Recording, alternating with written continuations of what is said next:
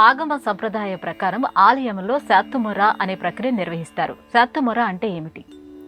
ఇది తమిళం భాషకి సంబంధించినటువంటి సంప్రదాయం.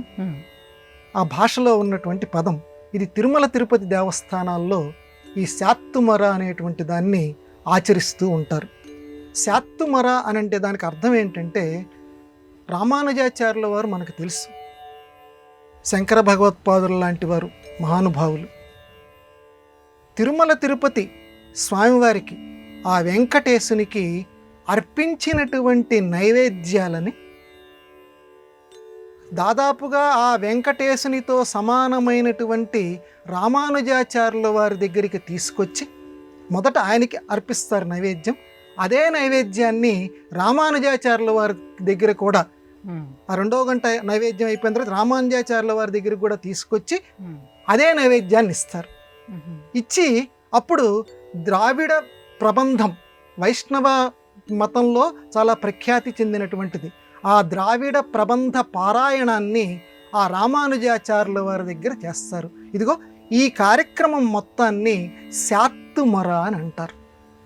ఇది దాదాపుగా సంక్రాంతి వెళ్ళిపోయిన తర్వాత ఉండేటువంటి కనుమ రోజున ఈ శాత్తుమొర అనేటువంటి కార్యక్రమాన్ని తిరుమలలో ఆచరిస్తూ ఉంటారు. ఏమిటండి ఇలా చేయటం వల్ల? స్వామివారికి అర్పించినటువంటి నైవేద్యం ఏమిటి, మళ్ళీ అదే నైవేద్యాన్ని తీసుకొచ్చి రామానుజాచార్యుల వారికి మళ్ళీ నైవేద్యంగా అర్పించటం ఏమిటి, దాన్ని ప్రసాదంగా అందరూ స్వీకరించటం ఏమిటి అని అంటే, ఇక్కడ విశిష్టాద్వైతంలో లేకపోతే వైష్ణవంలోనూ మన ఆధ్యాత్మిక ప్రపంచంలోనూ గురువుకి అంత స్థానం ఉంది అని చెప్పటం. అంటే ఒక దేవుడికి ఎంత నువ్వు భక్తి శ్రద్ధలతోటి నైవేద్యాన్ని సమర్పిస్తున్నావో, ఆ మూల విరాట్టికి ఆ ధ్రువబేరము అంటారు అక్కడ, ఆ ధ్రువబేరానికి నువ్వు సమర్పిస్తున్నావో అదే నైవేద్యాన్ని ఇక్కడ సమర్పించటం అని అంటే, ఆయనకి ఈయనకి మధ్య నీవు భేదాన్ని చూడటం లేదు అని ఒక సందేశాన్ని లోకానికి అందచేస్తుంది. అలాగే పెద్దవాడు చిన్నవాడిని రోడ్డు దాటించడానికి ఇలా చెయ్యి పట్టుకుంటాడు, రానన్నా అని ఇలా చెయ్యి పట్టుకొని రోడ్డు దాటిస్తుంటాడు. అట్లాగే ఆధ్యాత్మిక ప్రపంచం అనేది అర్థం కానంత వరకు ఒక గజిబిజి అరణ్యం. ప్రతిదీ కూడా ఇదేమిటి ఇదేమిటి ఇదేమిటి అని ఒక సందేహాలు మనకు వస్తూనే ఉంటాయి. మనస్సంతా సందేహంతో నిండిపోయినప్పుడు ఒక దాని మీద మన మనస్సు లగ్నం కాదు. అప్పుడు గురువు యొక్క ఆవశ్యకత మనకు ఉంటుంది.